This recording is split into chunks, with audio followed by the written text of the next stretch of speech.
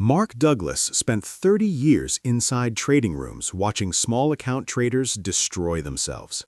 Not slowly, not gradually, in a pattern so consistent he could have set a clock to it.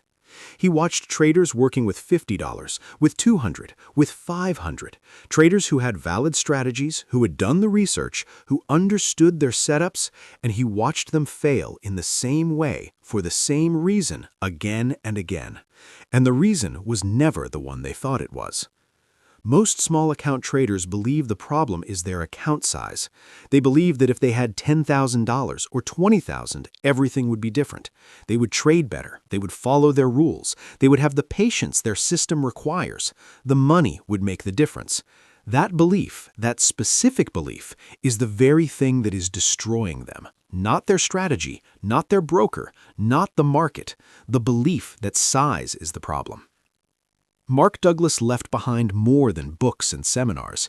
He left behind 100 pieces of wisdom so precise, so specific to the reality of trading with limited capital, that they function as operating instructions for any trader working with $100, with $300, with $500.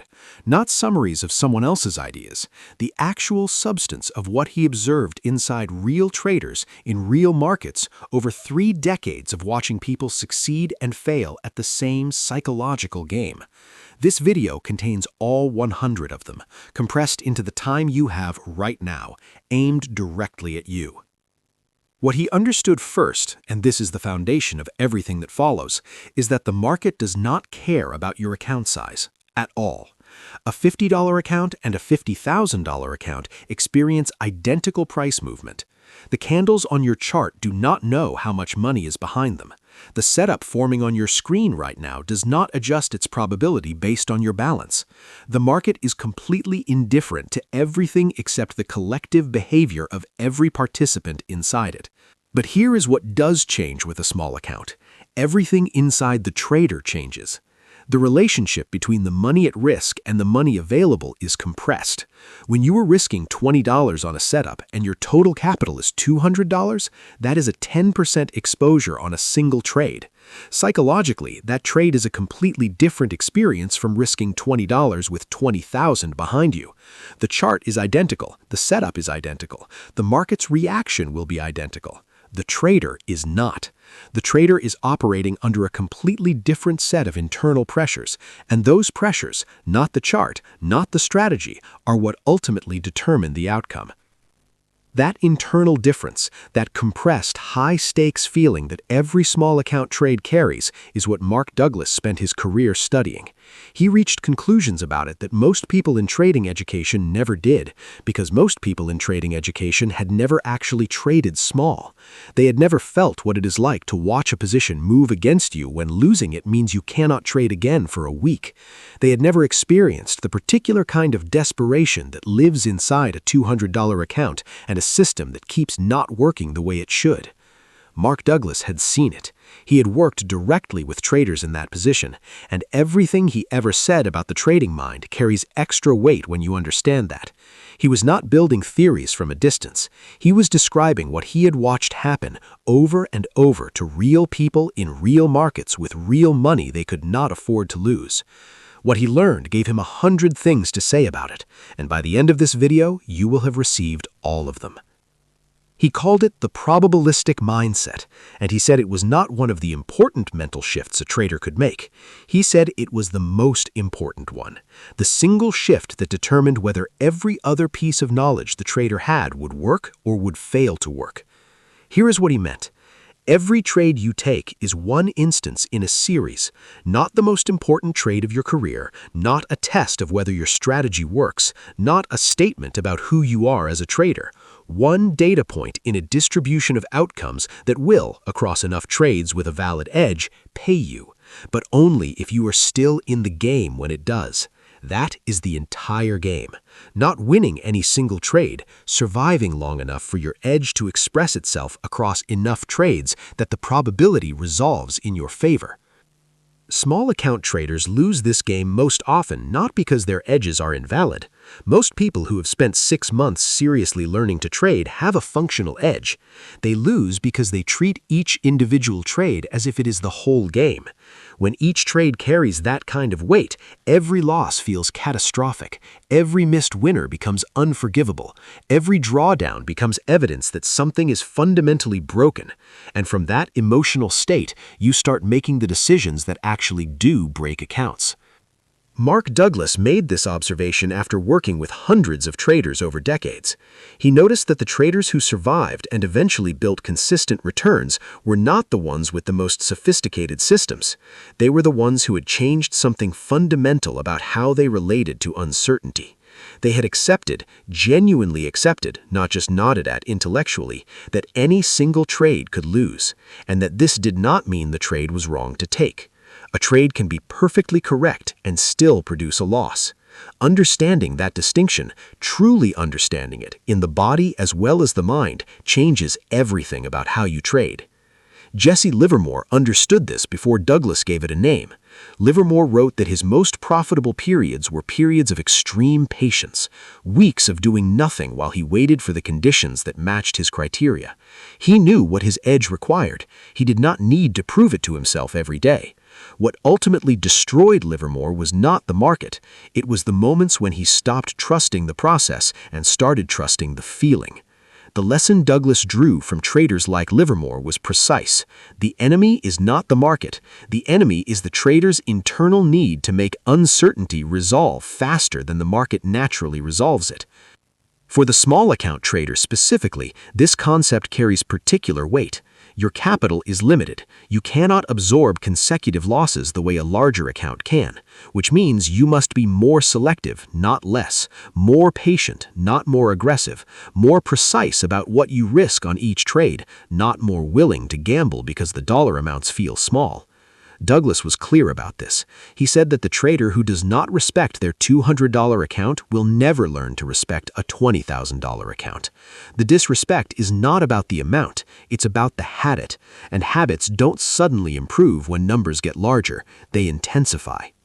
The mental patterns you are building right now on this small account are the exact patterns that will run your trading when the stakes are genuinely high. That is either your greatest opportunity or your greatest danger. The choice between those two outcomes is made not on a chart, but inside the mind. That is what every piece of wisdom that follows is about. Douglas also made a point that most traders resist hearing. He said that the desire to be right, not the desire to make money, but specifically the desire to be right, is one of the most expensive traits a trader can carry. The market does not give extra rewards for correct analysis. It gives money to whoever managed risk correctly and stayed in the game long enough. You can be wrong more than you are right and still build a growing account if the way you handle your losses is disciplined enough. You can be right more than you are wrong and still destroy an account if the way you handle your winners and your position size is not. This is the paradox of trading that Douglas kept returning to. And it means that what you believe you are trading, your judgment about price, is less important than how you manage what happens regardless of that judgment. Now I want to go inside the mechanism, because Mark Douglas was not simply interested in describing problems. He was interested in showing traders exactly what was happening, the precise internal sequence that transformed a valid setup into a destroyed account. He mapped these mechanisms across decades of observation, and the place to start is where most small accounts actually end. Before I go further, if you are watching this and you have never subscribed, do it now. This channel exists for one reason: to give traders with small accounts the mental edge that nobody else is talking about. Hit subscribe, then tell me in the comments, have you made this exact mistake? What happened? Drop the account size you were working with at the time. I read every comment. The first mechanism Douglas described is what happens when price approaches your stop loss. You place the trade. You set your stop where your analysis told you to set it. The trade moved in your direction. Things looked right. Then they slowed down. Then they pulled back. And as the candle begins moving toward the line you drew on the chart, the line that means the trade has failed, something happens inside you that has absolutely nothing to do with analysis. Your body responds before your mind can frame it. a tightening somewhere in the chest or stomach, a change in breathing you might not even consciously notice. And in the space of a few seconds, a very convincing internal voice begins making the case for moving your stop. It offers reasons. The market just needs more room. The setup is still valid on a wider view. A larger stop makes sense here. All of these sound exactly like analysis. None of them are. They are the rationalizations of a nervous system that has detected a threat and is trying to avoid it by any available means. Douglas was precise about this. When you move your stop to avoid a loss, you are not managing risk. You are removing risk management from the trade entirely. You had defined your risk when you entered. The stop was not a suggestion. It was the definition of what you were willing to lose if the trade went wrong. Moving it under emotional pressure does not change the trade's probability. It changes your relationship to your own rules. And once you have demonstrated to yourself that your rules are negotiable when the feeling is strong enough, everything that follows becomes harder to get right. For the small account trader specifically, a moved stop is often the beginning of the blow-up sequence. $20 of planned risk becomes $50 of realized loss. At a $200 account, that is a quarter of your entire capital gone on a trade that was supposed to cost 10% of it. This is how small accounts disappear, not in dramatic crashes, in a series of slightly larger than planned losses, each one justified in the moment by something that felt like analysis but was actually an emotion. The second mechanism sits at the other end of the trade, the winner. You are in profit. The trade is moving the way you planned, and instead of the relief you expected, something closer to anxiety rises, because now there is something to lose. You got it right, and the urgency to lock in that profit before the market takes it back is the same fear mechanism that moved the stop, dressed differently, pointing in a different direction, but the same survival response underneath. Cutting a winner early is one of the most expensive habits a small account trader can carry, not because of what it costs on a single trade, but because of the pattern it builds over time. When you consistently exit winners at half their potential, your actual risk-reward ratio collapses.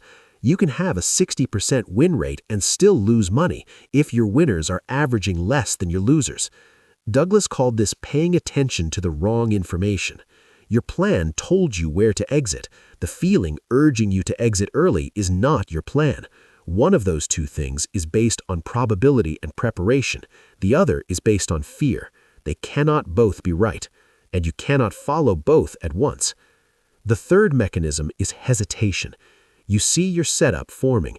Every criterion is met. You know this trade. You have seen it work before, and yet something keeps you from pressing the button. You wait for one more candle, then one more. The entry point passes. Price moves without you. And then you do the most damaging thing possible. You chase the entry at a worse price because you cannot tolerate watching the move happen without you. Hesitation at a valid entry is not caution. Caution means the setup does not meet your criteria, so you do not trade. Hesitation means the setup fully meets your criteria and you still do not trade, because something underneath the analysis is making the entry feel threatening. Douglas was direct about this. If the setup matches your criteria, the decision has already been made. The trade was decided when you built your system, before the market opened. Waiting for one more candle is not gathering more information. It's creating space to talk yourself out of a decision that was already correct.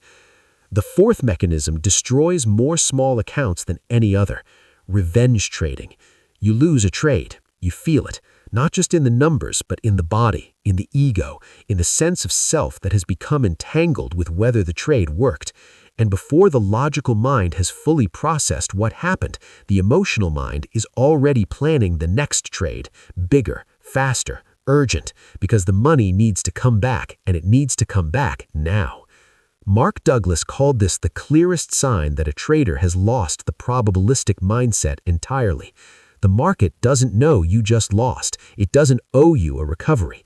There is no balance sheet that says your next trade should work because the last one didn't. The next trade has exactly the same probability regardless of what just happened in your account. Taking it from a state of emotional urgency does not improve that probability. It destroys your ability to execute correctly. And on a small account, where each trade represents a significant percentage of total capital, the revenge trade frequently takes what the first loss left behind. He made one more observation about revenge trading that is worth holding on to. He said that a trader in a revenge state is not really making a trading decision at all. They're making an emotional statement. The trade is not about the setup on the chart. It's about the feeling the trader cannot tolerate sitting with, the discomfort of the loss, the bruised sense of competence, the need to rewrite what just happened by making the account whole again. Trading from that place is not trading. It's using the market as a tool for emotional regulation, and the market is not built for that purpose. It does not respond to need. It responds to probability. And probability does not care about how you feel. Now, I want to show you what the other side of this looks like, because everything Douglas mapped about the mechanism had a corresponding solution. And the solution was not willpower. It was not the kind of discipline most people describe when they say that word. It was architecture. Building the conditions inside which the right behavior becomes the natural behavior. Not an act of courage each time, but the result of a structure that makes correct execution the path of least resistance. If you are still watching, you already understand that trading is not what most people think it is. Subscribe right now if you have not already, and turn on the bell so you never miss a video. This is the content that changes how you trade, not just what you trade. Leave a like too. It takes 1 second and it helps this reach more traders who need it. Now tell me, what time is it where you are watching from right now? Drop your city or country in the comments. Our viewers come from every corner of the world, and every time I see a new location in the comments, I am reminded why this channel matters. The first architectural solution Douglas recommended was position sizing so precisely calibrated that the trade stopped being emotionally threatening. Not small for its own sake, small enough that your nervous system can process the risk without activating the survival response. For a $200 account, that means risking $2 to $4 per trade. Not 20, not 50, $2 to $4. Yes, those numbers feel insignificant. That is exactly the point. When the amount at risk is genuinely manageable, genuinely below the threshold that triggers the fear response, the entire emotional landscape of the trade changes. The stop loss becomes easy to respect because the loss it represents is not threatening to your survival. The winning trade becomes easier to hold because you are not desperately protecting a number that feels essential. The hesitation dissolves because the entry no longer feels dangerous. None of the mechanisms have disappeared, but their fuel, the elevated emotional stakes of a position sized too large for the account, has been removed. Douglas put it plainly. Right-sizing the position is not the conservative choice, it is the prerequisite to trading correctly at all. If losing this trade would meaningfully affect your emotional state, you have already made the first mistake before you entered. The trade has already compromised your decision-making. The outcome is already partially out of your hands, not because of the market, but because of the internal state you are managing it from.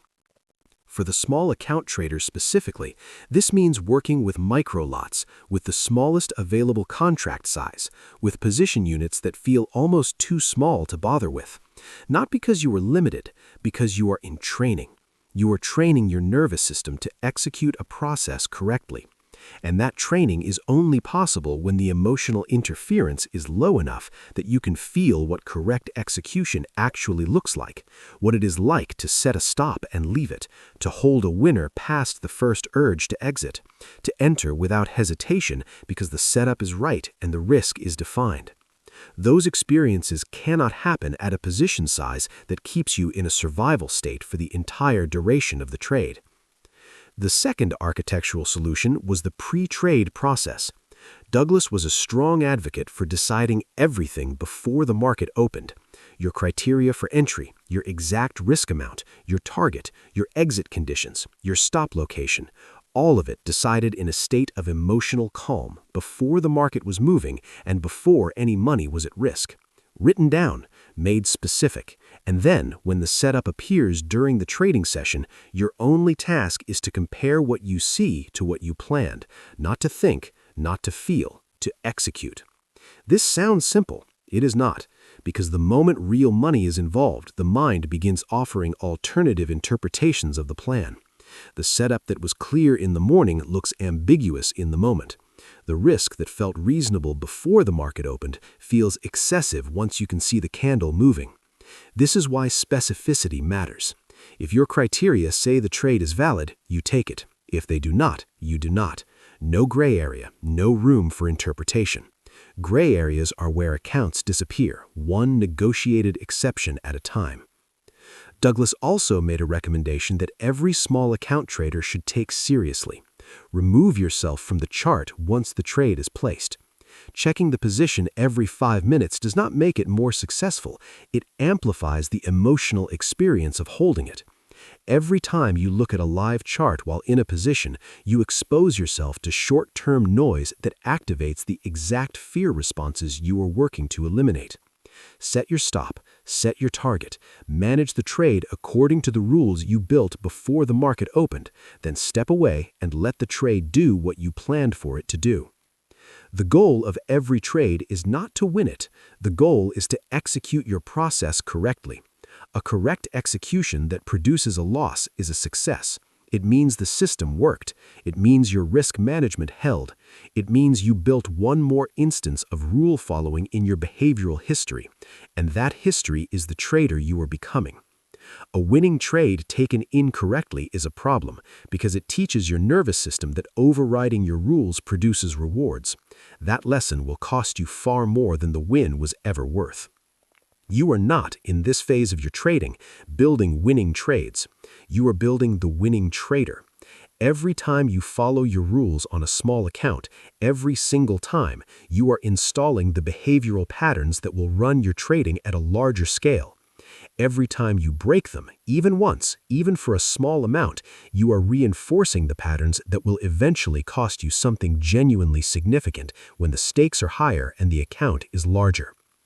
Now I want to talk about what happens over time, because one of the most important things Mark Douglas ever said was about what becomes possible when the right mental approach is applied consistently, not to a large account, but to a small one over months and years.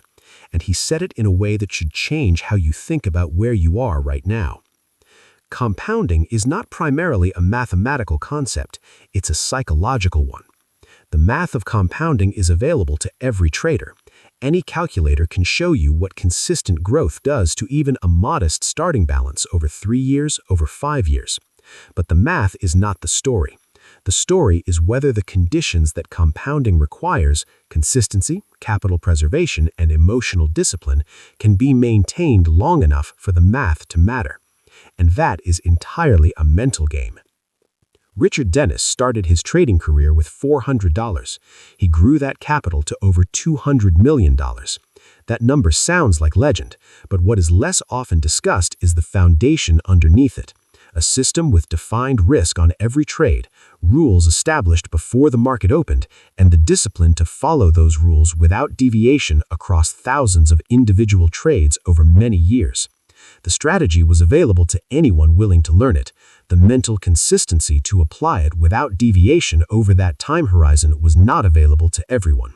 That gap between knowing what to do and executing it without emotional interference for years is what Mark Douglas spent his career trying to close. I have to stop here and ask you directly, have you ever been in a position where you knew exactly what you were supposed to do and you did the opposite anyway? Not because you didn't know better, because something took over.